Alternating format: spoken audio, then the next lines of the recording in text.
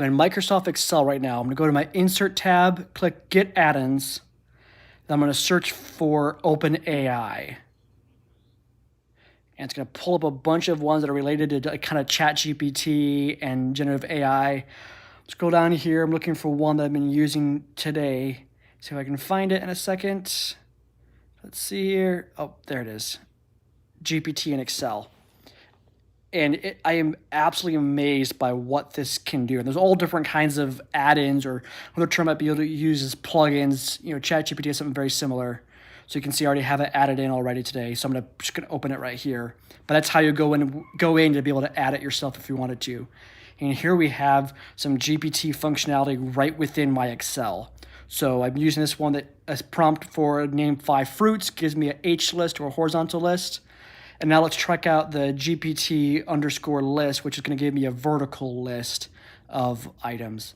And let's ask it to, let's see if it can give me kind of revenue sources and see what it does there for a list of revenue sources. Sources of revenues for a city. In Arizona. I'm going to do Arizona, see if it's specific to Arizona. I know there's different cities have different laws and different things like that. So it's going to show me a busy thing. Let's see what happens here and see if it can pull this open. It should. It worked for me a second ago before I started recording my screen. And look at that. Right there. We have a list right here in Excel. And what I can do here, I can copy it. I can paste it over here. Now let's go to Microsoft Word. Again, same function, insert, Office add-ins. And this one is just absolutely incredible. Again, I'm going to search ChatGPT in this one. And there's one that comes up called Ghostwriter. You can see there's different versions of it. There's a consultant, an author, there's a legal edition, there's a scientific, a medical one, marketing, education, different kind of functionalities. But look below here, look what it has. After this, Ghostwriter for government, folks. How cool is this? So I'm going to get it added in here. It's going to open up right here on this column here. And here we have our different prompts. I'm going to try to pick some prompts here. And while I'm doing this, to me, this is going to completely change the way I draft content and how I create content at work. This is I don't know if I can overstate how much of a game changer this particular plugin and this technology within the Microsoft Word platform is. I know it seems like, it seems kind of weird to say it's hard work to copy and paste something from ChatGPT into a Word document.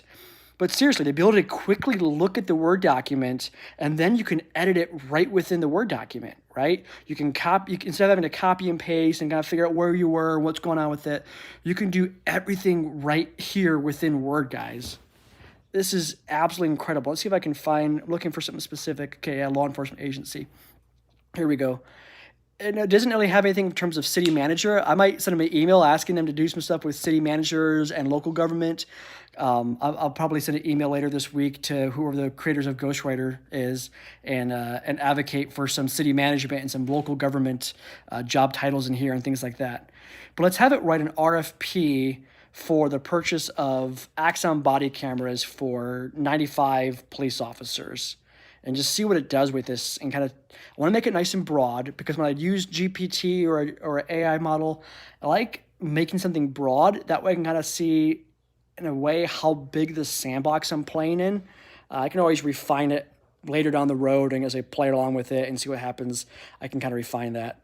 But let's do 95 Axon body cameras. I should put in there, the number of what kind of model the body cameras are, things like that. But for this, I don't want to get into that kind of detail. So let's see here. Let's hit this enter and watch what happens. This is incredible. I'm at a loss for words in terms of what this can do. Look at that. I wrote the prompt, and right here within Microsoft Word is a short little RFP memo. And obviously it's not perfect. I get it's not perfect. I have to refine the prompt and things like that. But it's incredible what it can do. And let's do the same thing here.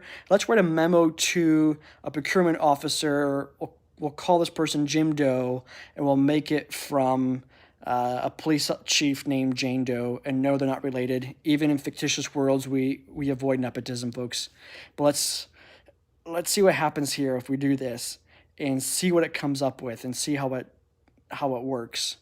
And let's request. Let's do $10,000 worth of.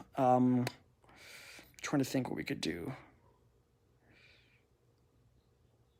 I'm thinking. Well, body armor. Let's try body armor. Yeah.